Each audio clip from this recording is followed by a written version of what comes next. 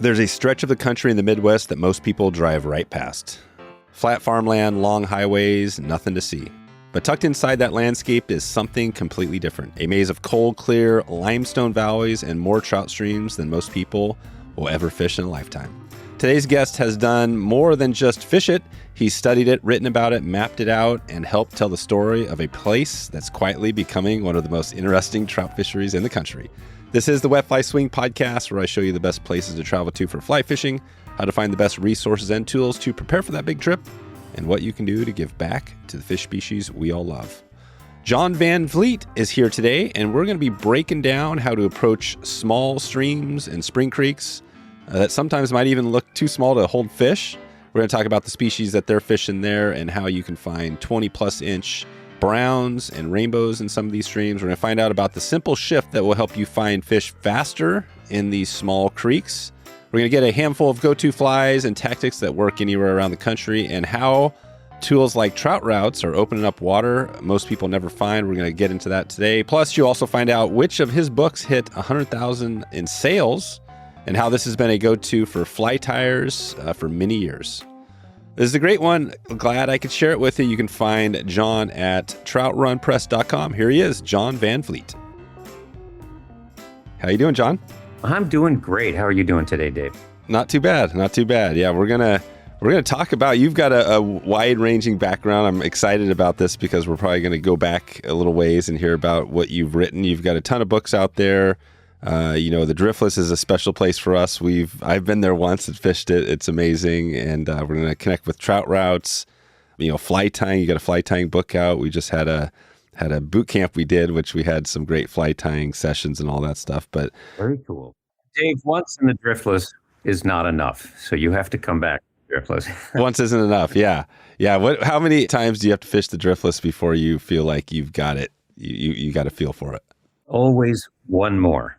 Yeah. There's never enough. Yeah, it's pretty huge, right? Maybe you can explain that about the Driftless. How would you, for somebody who's never been there, how do you explain the Driftless? Yeah, well, the Driftless is really a unique place. When you think about basically an island in the middle of Midwestern farmland, 24,000 square miles covering portions of 4 states, and it is one of the highest concentrations of spring creeks in the world. And there are people who look at this as flyover country, and they have no idea the trout fishing resources. And some of these are small creeks, beautiful, clear creeks that may flow out of caves. And some of them are big brawling rivers that you can put a Mac boat on and fish all day from a boat. So it really is a treasure. And it is only just now, I think, being discovered by people outside of the Driftless. Yeah. Yeah, it feels like, I can't remember where we first came to it, but I remember a number of years ago, I kept hearing about the Driftless through the podcast and in other areas, and it was like, all right, we gotta get out there and check this place out. And it's kind of unique. We've talked about it on other podcasts. It's got this unique geology, right, where the glaciers and it scoured everything. Or is that, maybe you probably talk about that in some of your books? Yeah, exactly. It's actually the opposite. The glaciers, the last 3 glacial advances went around this area and so left this island. And so instead of the flat landscape, the farmland of Iowa and Nebraska and that sort of thing, this is an area of high limestone bluffs, 600-foot limestone cliffs and outcroppings, and all these little valleys and some big valleys that have trout streams flowing through them. There's a lot of water moving underground. It resembles areas of, say, the Ozarks and that sort of thing. There's plants and animals found here that are found nowhere else in the world. There's geologic features like ice caves that are found almost nowhere else. So it's really remarkable. And is it mostly, is it a mix of spring creeks and just describe the streams out there? What is the fishing that typically like? Yeah, the streams, it's all spring creeks. These are all limestone spring creeks. It's not the freestone rivers that we're more familiar with, either in the Appalachians or the Front Range of the Rockies. These are classic spring creeks, limestone, and they're the perfect environment for trout. So it's just a great destination. The beauty of the Driftless as well, in addition to the natural beauty and just the scenery, to a trout fisherman, if you're fishing on one little creek and maybe it's crowded or it's a little bit high and muddy and off color because of a recent rain, or there's just nothing happening, there's no hatches, there's nothing going on, you can drive over the ridge 5, 6, 10 minutes away and be in another valley in another creek that may be completely different because the headwaters might not have been part of that rainstorm, or it may have a hatch coming off, a caddis hatch or a Hendrickson hatch, or, blue wing olives are coming off that weren't happening in the next valley over. So, if you're fishing the Front Range in Colorado and you want to go fish the Pooter, you drive for a couple of hours up the canyon, and you get to your favorite spot, and maybe it's crowded, maybe it's off color, maybe there's nothing happening. Well, now what? You've got an hour or two to drive to another spot. Maybe you're going up to North Park, maybe you're going to the North Platte, but it's a long drive. Whereas in the Driftless, it's such a concentration of spring creeks that you can literally just drive over the ridge and be on another trout stream. Yeah, that's right. Yeah, and that's what we did when we were there. We cruised around. We hopped in one place and then came over the top. Then you'd pass a wagon on the road, driving by all the. Exactly. It really is. It's like stepping back in time too. With the Amish population there, there's horse-drawn carriages. They're plowing their fields with horse-drawn plows, and it just gives you this feeling of stepping back in time, and it's a lovely, lovely place. Yeah, it's really cool. Love it. So one of the books I think you have coming out, one of your new books that hasn't been released yet, The Best of Fly Fishing the Driftless. Maybe talk about that first for people that, it sounds like that might be a great book to, first describe the book and when is that going to be published? Yeah, that should be out this fall. And it is really a sort of a distillation and a compilation of the books that I have done on the Driftless. I have what I call the Driftless trilogy, which is trout fishing in southwest Wisconsin, trout fishing in northeast Iowa, and trout fishing in southeast Minnesota, which was my very first book. That came out 34 years ago, and it's now in its 4th edition. And so the new book will be not as comprehensive as those 3 books go, in the individual states, but really sort of an angler's tour of the best of the trout streams in the Driftless, the best Iowa streams, the best Wisconsin streams, and the best Minnesota streams. It goes a little more in depth into the geology and history, only because I geek out on that completely. Anyone who's read any of my writings, whether you read my pieces in Fly Fisherman magazine or any of my books, you know that I'm kind of a history nerd, a cultural nerd, and I love digging into those things because, as your listeners know, fly fishing is not all about fishing. It's about experiencing a place, whether you're going to Patagonia or you're going to the Canadian Rockies or you're going to southern England.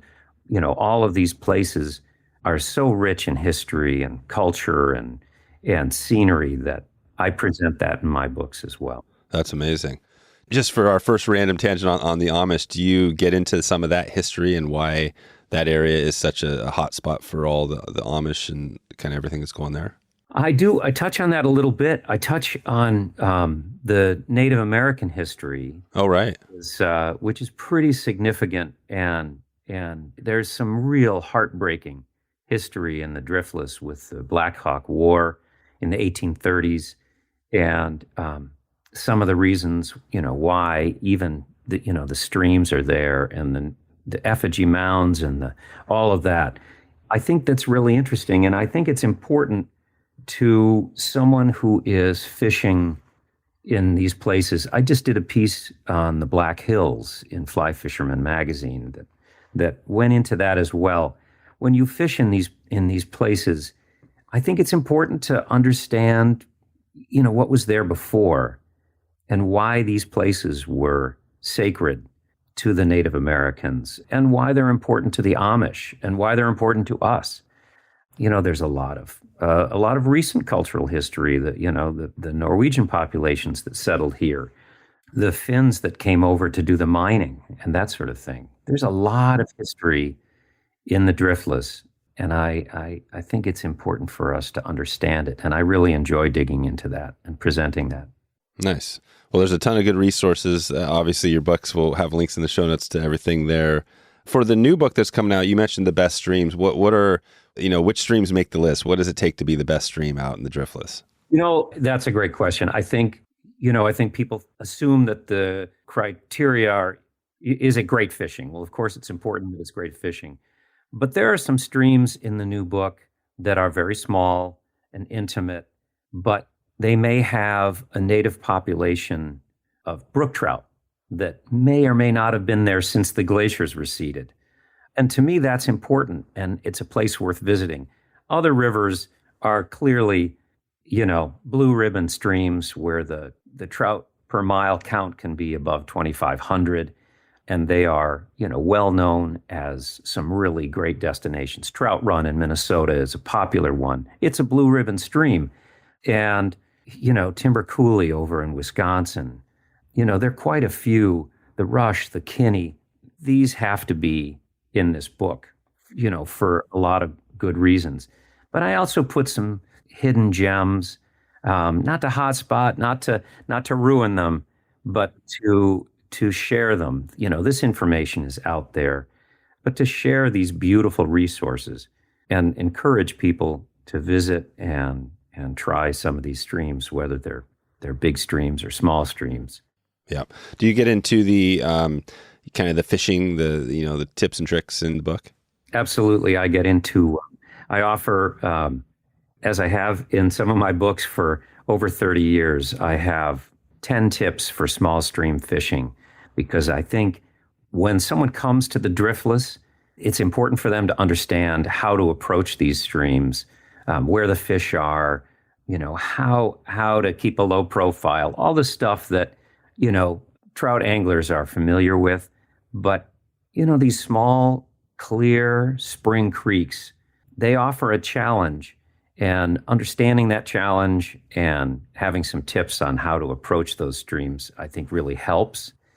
And I've always said, and I think anyone who grows up learning to fish in the Driftless and then going elsewhere, I think if you hone your skills, your fly fishing skills, your trout fishing skills on these challenging but rewarding spring creeks, you can catch fish anywhere. The New Zealand's not going to be a challenge to you. Argentina, the Canadian Rockies. These are skills that you would carry even to saltwater fishing. Yeah, you would. I think that's a great title. I think maybe that could be the title of this, this podcast, maybe, right? 10 tips on small stream fishing. Can you describe those tips? Can you break some of those out? Yeah, I joke, but it's true that, someone who's fishing the Driftless should be prepared to wear out the knees of their waders first. I have a buddy who approaches the stream on all fours with the rod in his mouth like a dog carrying a bone. Oh, wow. Because, nice. he wants to get to those super clear streams and the big fish that are in there in a stealthy way. It's not necessary, but it's something to keep in mind. It's a reminder that you need to be stealthy. And there are tips. One of the tips that I have learned over the years is to observe the birds. In the Driftless, when you have a hatch coming off, frequently the birds will be eating those bugs. And I've had days where I'll be fishing one stretch of, say, Bear Creek in Iowa, another blue ribbon stream, and there's nothing really happening where I am, and I'll look downstream and the birds are going crazy. Well, those birds are betraying the hatch that's coming off downstream. And if I move, 200 yards downstream, I'll discover that there's something happening there. So watch the birds, do a little bird watching, as I say. Nice. And they will often betray the hatch. Nice. Good. So bird watching, that's always good to add to the list. What would be a few more of these small stream tips? I think an awful lot of people are committed to following one trail. They'll park at a bridge and off they go and they follow that trail.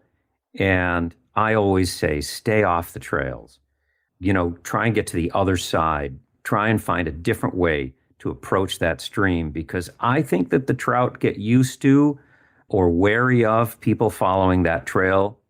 And so if you can find a different approach, get across the stream, come from a different angle, and you'll be surprised how that will change. I always say, fish with the longest, finest leader tippet that you can fish in the driftless. I get some blowback from people who say, well, that's not sporting. You want to land the fish quickly and all that sort of thing. But there's no question that fishing a 6X tippet will result in more caught fish than a 5X tippet. It's just a fact.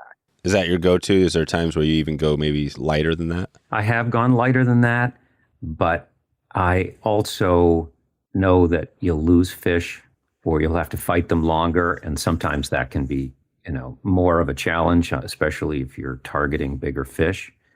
So, but definitely, and if I'm fishing a nymph, I'm always fishing fluorocarbon in the driftless, and that definitely results in more fish caught than fishing nylon. Yeah. Is it a mix of techniques there? Are people nymphing or dry fly fit kind of doing it all, or what does that look like? Oh, definitely. People are doing it all. I'm kind of a nymph guy, but I love fishing dry flies. And when there's a big caddis hatch coming off, I just love catching trout on a dry fly. But there's more and more people that are starting to fish tenkara. Euro nymphing is super popular in the driftless. And then, I have friends like Lance, who owns the Root River Rod Company out of Lanesboro, Minnesota, and he is a streamer guy. He catches big fish. He fishes the main stems of the Root River a lot. And he's a great guide if you're looking for a guide in the Minnesota driftless. But he's just wicked with the streamers. So there's all kinds of techniques for sure. Yeah, there's all kinds. So we talked about a few, and I want to maybe get a couple more tips just so we can have I always love a little list. So we've got the bird watching, stay off the trails, long fine leaders. What would be a couple more that you might throw onto that list? One of the overlooked tips that I really adhere to is, don't come in out of the rain. There are so many fair weather anglers. They're like, oh, it's going to rain. I'll stay in the truck until the rain clears. And, seasoned anglers know that there will be more hatches and more prolific hatches on rainy days than on sunny days. And so get yourself a good raincoat and go out and fish these driftless streams in the rain, because you'll be amazed at the hatches that come off on rainy days, especially those days where you'll get intermittent showers, and you may get a hatch, you'll get a couple of seconds of sunlight, and then it'll go away and a rain will come in and the hatches will come off. So it's definitely good advice to stay out there and fish in the rain. It's great fishing. Another tip is to mix it up. I know so many of your listeners and my friends, they work jobs. And so it might be that they get off work at 5:00 and it's a beautiful day and they drive down to their favorite stretch of stream and they fish. And that's their window, right? But I always say, mix it up and try a different time of the day. Get up early in the morning and fish just as the sun is coming up. It'll be a completely different experience. You'll get into different hatches. You'll get into, just a different fishing experience. I've had days when I'll get up, way before the sun and drive to, say, the Rush over in Wisconsin. And I'll get there just as the sun is pouring down the river and the deer come down and drink from the stream and splash around. And even if the fishing isn't different, the experience is different. and I see things that I never would have seen if I had just stuck to fishing at, 4 o'clock in the afternoon. So, I think it's always wise if you've got a favorite stretch of stream, fish it at all different times of the day to experience what that stream can offer. Nice. Well, what is the on the hatches? You mentioned a few. What does that look like throughout the year? Are there a number of different bug hatches coming off? There are. The Driftless has a lot of great hatches all through the year. And it starts really in January when the season opens. You'll get some midges. You'll get the early black stoneflies. They're a very small stonefly that'll come off. Some people call those snowflies because you'll see them on the snow. And so the hatches really start, if we get a January thaw where the air temperature is right around the freezing point, maybe even a little cooler than that, you'll start to get hatches already in January. And of course, the aquatic insects are there all year round. So you can drift a beadhead nymph along the bottom. And those fish are eating all year long. These streams don't freeze. They come out of the ground at 50. They're perfect. 50 such whatever degrees, sometimes cooler than that. Those fish are always there. The water doesn't freeze. And then, beginning really in the middle to late March and accelerating into April and early May, you start to get multiple hatches on certain days. The Hendricksons will start to come off. Blue-wing olives are coming off. You'll get caddis hatches. Sometimes you'll get 2 different caddis hatches on the same day. A lot of anglers from Chicago and the Twin Cities and Madison, Wisconsin will head for the Driftless the last 2 weeks in April, hoping to catch that black caddis hatch, which is a really big one. It moves across the country, almost like an eclipse. It moves. Roy, the black caddis. Black caddis hatch, and if you meet that hatch, it's amazing. And I've been fortunate. Catherine and I have caught that hatch quite a few times, and it's just glorious. But even then, I was fishing with some friends on a stream in Wisconsin, south of the Wisconsin River, and we timed it perfectly. The black caddis came off, and for about 2 hours, we had spectacular fishing. But it was all in the 10 to 12 inch, 8 to 12 inch range. Fish, mostly browns. And then, like clockwork, that hatch shuts off. 1 o'clock or so in the afternoon, maybe a little early, it's done. And I went around to the head of that pool, and I put on a Gary LaFontaine deep sparkle pupa and made one drift the other way through that pool and got a 20-inch rainbow. So those fish are there. The big fish are there. So even when you're in a big hatch like that, don't stop fishing just because the hatch turns off. Those fish are still there. And that big rainbow, he was looking for the pupas. Yeah, the pupas, right. Yeah, that's so cool. I think that's the awesome thing. We've been doing some podcasts with the Salmon Fly Project. They're kind of out in the Montana area doing a lot of bug entomology, and it's been really cool because you hear about the life history. When you start to dig into this, you realize all these aquatic insects have this amazing life history. And if you understand it, then like you're talking about, you'll know like, well, maybe just seeing the bugs isn't the best time to hit it. Maybe you want to be hitting a little bit earlier or later after that, you're right? All that stuff. Exactly. So, I mean, a 20-inch trout is huge. So, I mean, I think sometimes people think of Spring Creek, the Driftless, these tiny things like you're saying, you're walking in on all fours and stuff. But so where would you find some of these larger fish that you're talking about, these 20-inchers? Are they also in the small little tiny creeks? I have to say they're everywhere. You just have to know how to target them. Catherine and I were fishing in Iowa a number of years ago, and I think the picture of her fish was in Fly Fisherman magazine on my piece on Iowa. But so here we're fishing in Iowa, and I got a 20-inch brown. It was fall.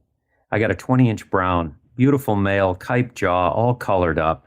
And it was just a gorgeous fish. And of course, it was high fives, and she gives me a big kiss. And it was a great day. And I said, man, we got to get a picture of this. And she said, well, neither of us had our cameras with us. And I said, well, we'll remember this. So we went back, and over lunch, I tied up a dozen more flies for us. And after lunch, she made a beeline back to that spot.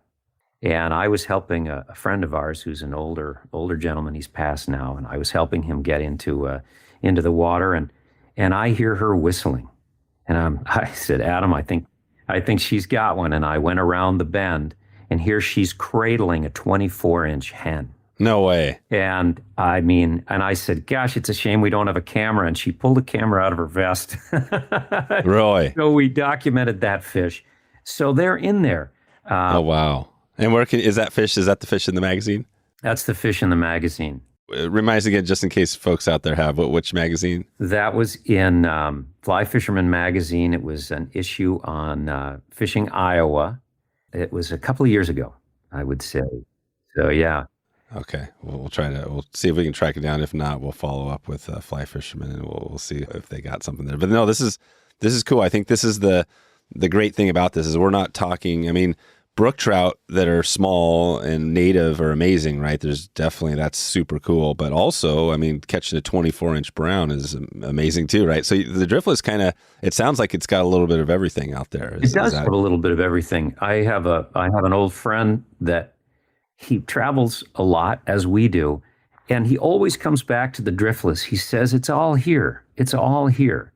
And it really is. If you want small, challenging, technical creeks, they're here. And if you want to target beautiful little native brook trout, it's here.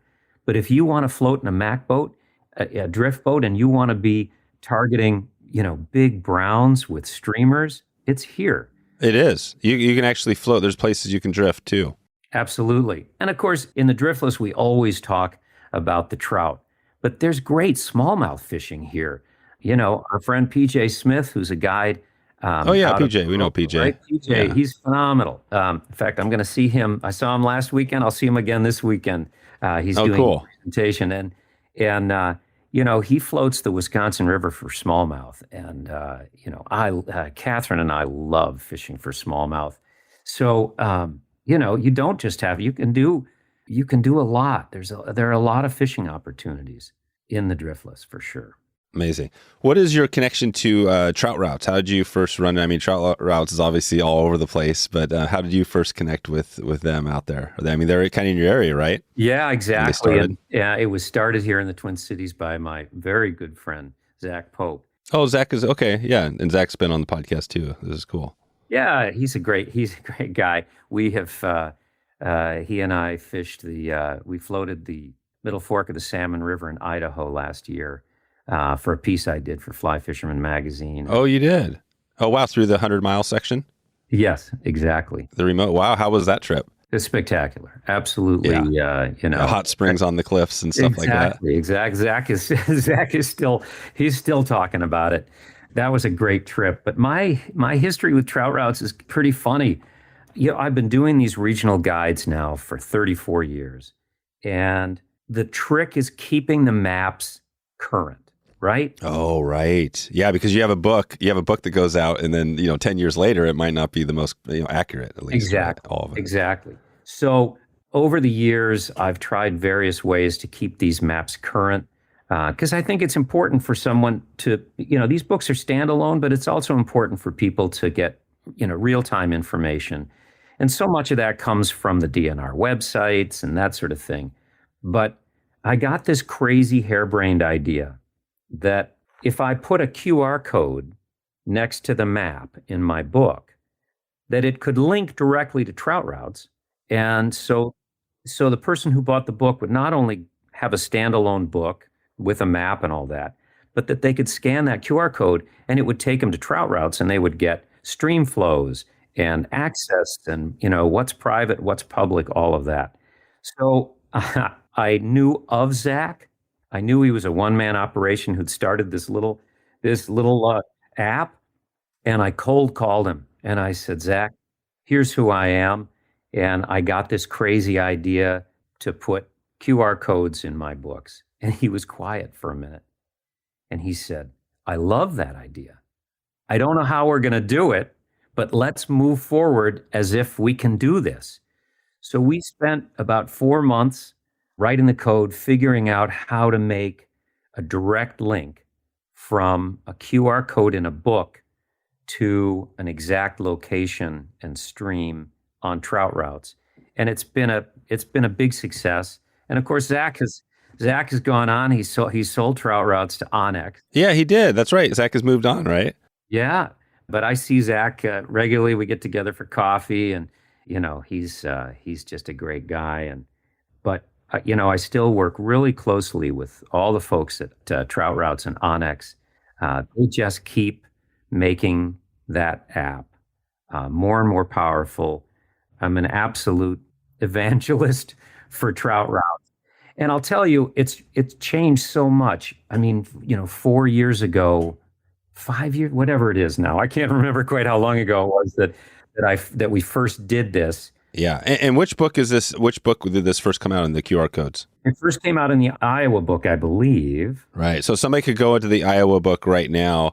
They can get the book, and if they have it out there on the stream, they can click that QR code, and if it, wherever that is, whatever stream, it'll actually pull up the map for that exact stream right there. Exactly. And details and information about it. Exactly. And then they can read more about it in your book, which is cool. Exactly. About the area. So it's just a win-win. That makes total sense. And I can, if they contact me, they can get 3 months free at the pro level of Trout Routes and give it a try.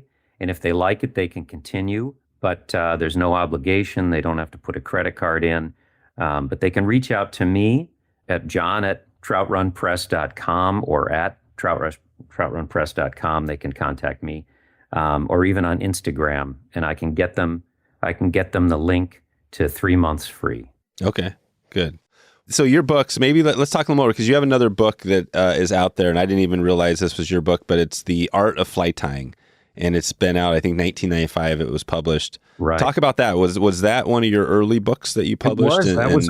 It's a great story about that book too. It was that was only the second book I ever did. I had been in the publishing business for a number of years. I had sold my publishing company, and I wanted to do a book called The Art of Fly Tying. I had an idea of laying out a book in a different way than any other book had been done, to lay it out in such a way that you learn the elements of the fly before you learn how to tie a whole fly. So you learn all the different bodies and wings and tails and that sort of thing. So I pitched it to a publishing company, and they turned me down. And then they came back to me about a year later, and they said, "You still think you can do that book?" And I said, "Yes, I believe I can do that book." So they said, "All right, let's do it." And they said, how many copies do you think you can sell?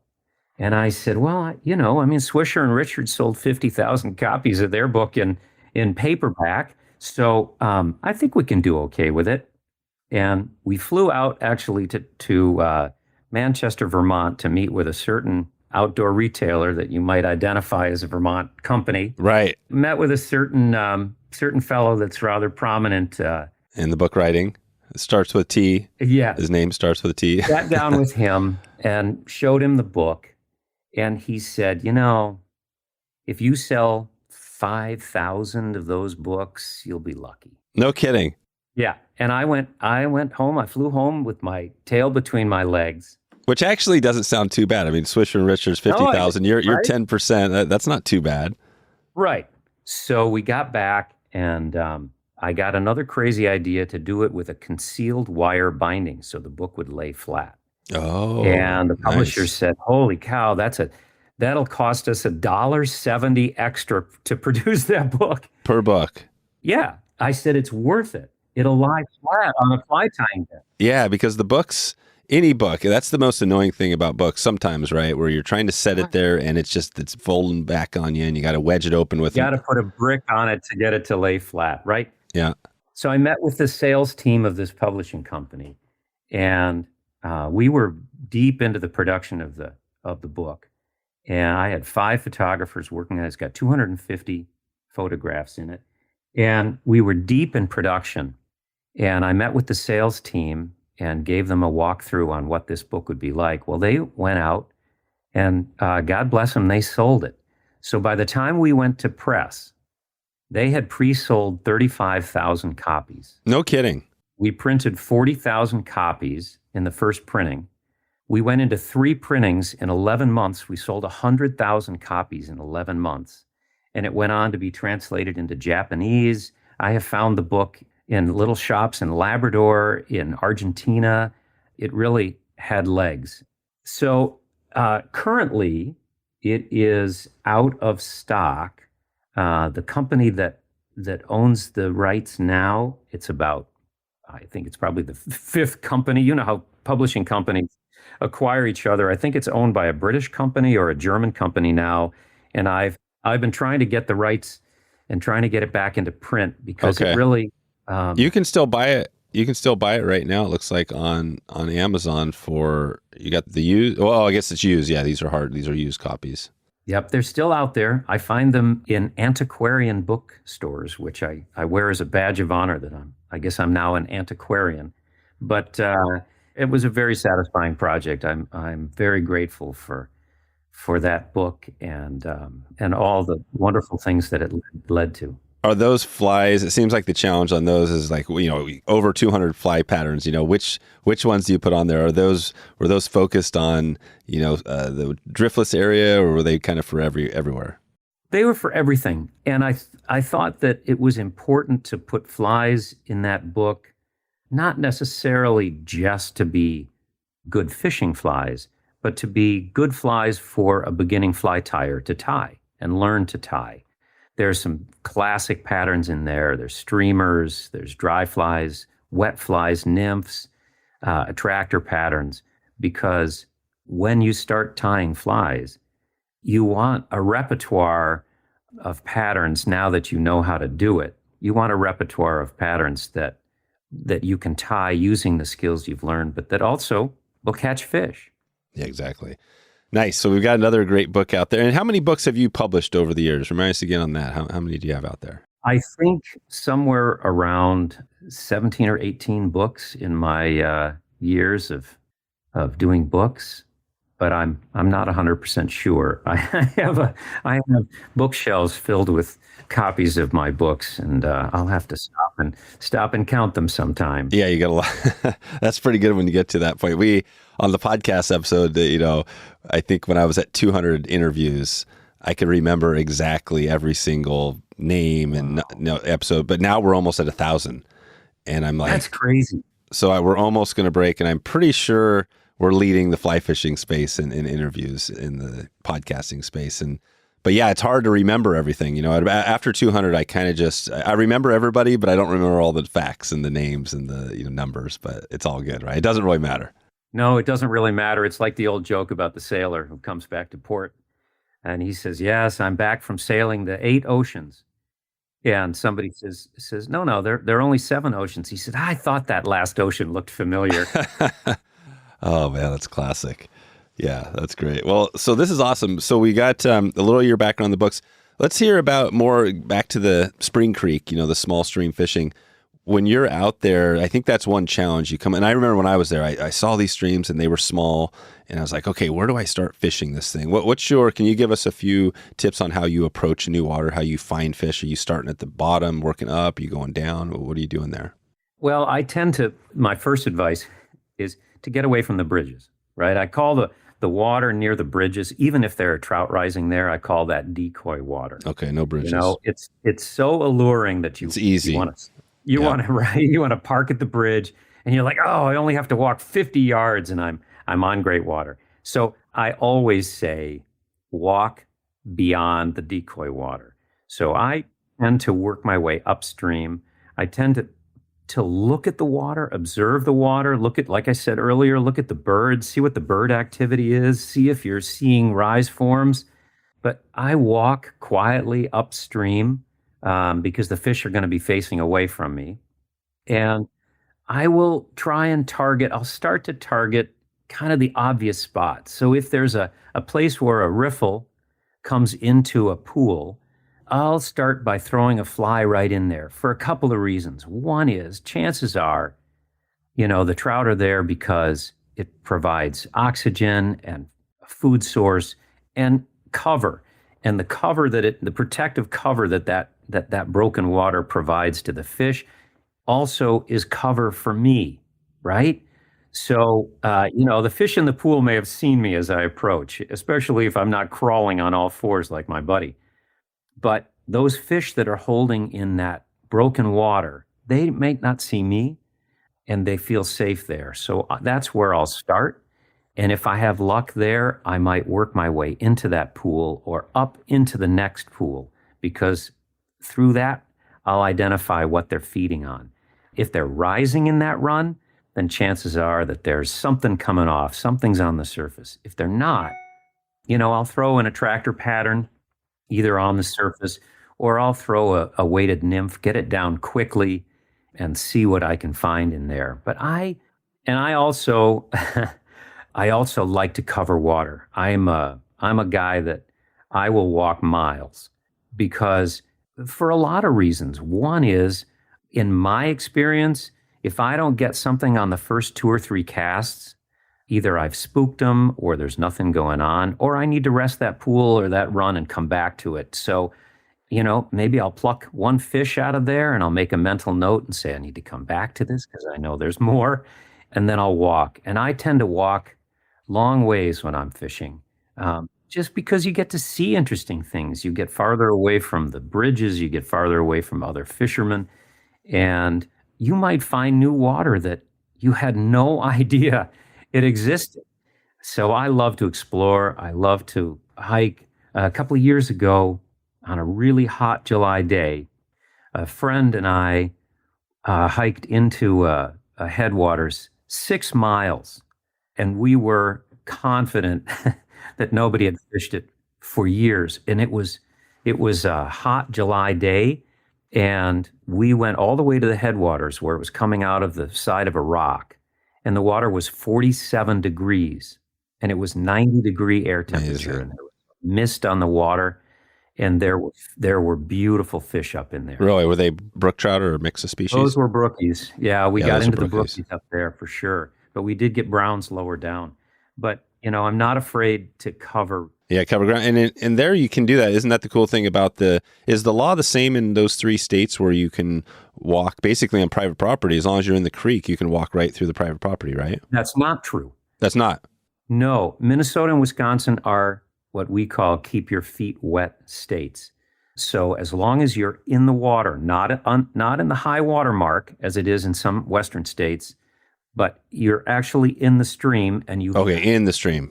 Yep. And you've accessed it legally, you can wade and fish all the way along that stream through private property. Yeah. Which is easy to do, right? Because these are small streams. You can stay in the wet.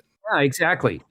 And in Wisconsin in particular, the law also states that if you have to get out of the water to get around an obstruction, and an obstruction can be a down log, it can be a deep pool, and you need to get out of the water.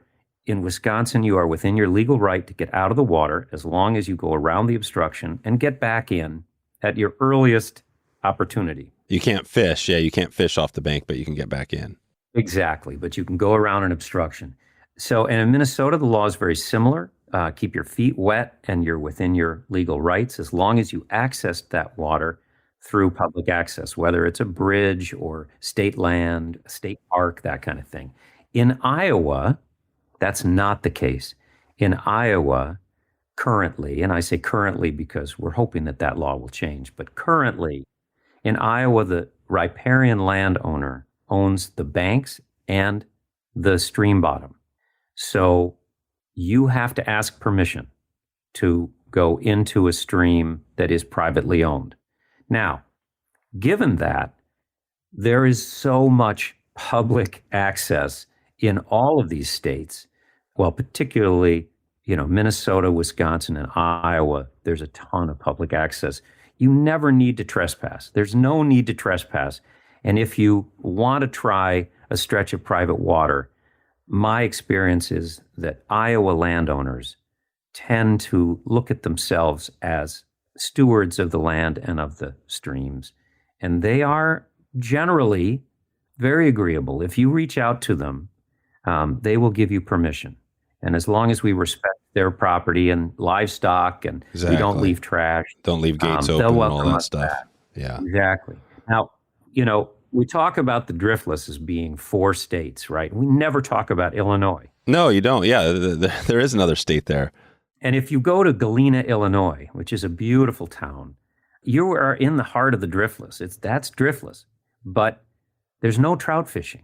And part of that is that looking back historically, even in the 1800s, they weren't finding trout in those streams. Now, whether they weren't ever there, I don't know. It seems logical that there were trout in the Illinois corner of the Driftless at some point in history. But the complicating factor is that in Illinois, the landowners own the stream banks and the stream bottoms, and you can't even float through. The laws are very unwelcoming. And so there is a place there in Joe Davis County in Illinois. It's called the Apple River Canyon State Park, and a beautiful place. It's absolutely a beautiful, beautiful place. It's a perfect example of the Driftless there. And they stock that with rainbow trout. So if you ever feel compelled to hit the grand slam and catch trout in all 4 of the Driftless states, you can. It's possible there. Canyon, I see it now. Apple River Canyon State Park, Canyon Ridge Campground. Exactly. There's a campground there. And the other cool thing is, like we mentioned, the trout routes has all these public, that's a big thing they do is public access. So you can actually go on there and find all the access points. Definitely. Trout routes will show you exactly where you can and can't fish, for sure. Awesome. Well, this has been great. We're going to take it out here in a sec with our kind of tips, tools, and tech segment. But anything else you want to recommend? I don't want to miss any of your books. You want to highlight anything else before we get out of here? I guess the Driftless you mentioned the 4, or were there the 4 original Driftless books or 3? It's 3. Yeah, it's 3. It's trout fishing in northeast Iowa, trout fishing in southwest Wisconsin, and trout fishing in southeast Minnesota. And I get orders for those books, and the shops that carry those books, they get orders from coast to coast. It's fascinating to see where people are developing an interest in fishing the Driftless. Right. And it's Driftless fishing, but it's probably, I'm guessing, is there some tips in there, like we're talking about some Spring Creek tips that might apply? Oh, definitely. Yep. There's tips for fishing these small streams. There's fly recommendations. There's tackle recommendations. So you can learn a lot more from those books for sure. Okay, good. Well, let's do our tips, tools, and tech segment here. And this is, again, we already mentioned it, presented by Trout Routes, who is doing some awesome work. We're obviously going to be doing some more cool stuff. I think coming up trips. I think that's the big thing. This is flagging us again. We got to get back out to the Driftless. But tell me this. So we talk flies. I love the fly question is kind of always a fun one. For the Driftless, on the book, your tying book, you have that amazing Royal Wolf, which is a classic pattern. What's a handful of flies you would be making sure in your box for the Driftless? Well, there's no question that one of the innovative flies from the Driftless is a fly called the pink squirrel. And it was developed by John Bethke out of in the Viroqua area. So definitely a homegrown pattern. And the pink squirrel, there's now all kinds of variations. You can get them from my friends Matt and Jerry at the Driftless Angler in Viroqua, but they're available everywhere, and people are innovating on that. But those homegrown, Matt Wagner at the Driftless Angler developed a crane fly pattern called the Cooley crane fly. It's such an overlooked hatch, but the Wisconsin Driftless has a really healthy hatch of crane flies, and so he developed a pattern to go for those. But the classic patterns work really well, whether it's blue-wing olives, tiny blue-wing olives, Adams, parachutes, that kind of thing. And also some really great attractor patterns like the hippie stomper. It's a Western developed fly, but it's really been tailored to this area. I feel like I could list all kinds of flies. Yeah, those are good. That's a good mix. But don't be afraid to bring a little mix of your Eastern flies and your Western flies. Some of the classic, the Michigan patterns, the Catskill patterns, they work here. Traditional dry flies, the traditional nymphs. But there are also some great innovations. So make sure that if you come to the Driftless, stop in the local fly shops, stop at the Root River Rod Company in Lanesboro and pick up the Metolius caddis, which was developed by our late friend Steve Sabiniak. Stop at the Driftless Angler in Viroqua, or stop with our friends, my friend Dre down in Decorah, Iowa, who's got some wonderful. He's a Tenkara guy. He's got some great patterns that are absolutely tailored to the Driftless. So, but yeah, and it's, these streams, some of these streams are fantastic, so perfectly suited for tenkara if you're into that. Yeah. Is that pretty popular? Are you seeing a lot of people or more people with tenkara down there? Yeah, there's definitely an uptick in it. And it's really fun to see because it's just like having another club in your golf bag. Yeah. How is the tenkara, describe that? How is the tenkara different than, say, if you had a, I don't know, like a 7.5 foot 4-weight rod with a reel? Does it do it different? Does it fish differently? All right. Yeah. I mean, it fishes differently, It does fish differently. It's generally a much longer rod. You're doing more straight line fishing, and it is a technique that on these small streams, on some of these intimate little brooks, it gets you closer to the fish. It hones some of the skills that translate well to your standard 4-weight traditional fly fishing rig. But it just makes you focus in a different way that I think is really valuable. I watched a film that Yvan Chouinard from Patagonia made of an old fly fisherman up in the Italian mountains who fished with like this 20-foot rod. And the way he worked that rod, Chouinard was absolutely, blown away. And so was I. But it's that intimacy with working the fly in a completely different way than just casting it out and letting it drift. So I think there's a lot of value in trying tenkara and, like I said, like approaching a stream from a different direction or, fishing different water at different times of the day. It's just one more way to learn something about the stream and the fish that you might not have known. Yeah. So it is a useful tool out there, and it packs up too nice, right? You could throw it like you're doing a long hike, like you said, throw it in the pack. Exactly. Yeah. Yeah, good. Well, talk about this just on the tech. So we're talking trout routes. When you're out there using trout routes, do you have a feature that you really love out there? We mentioned the public access points, but how are you using trout routes?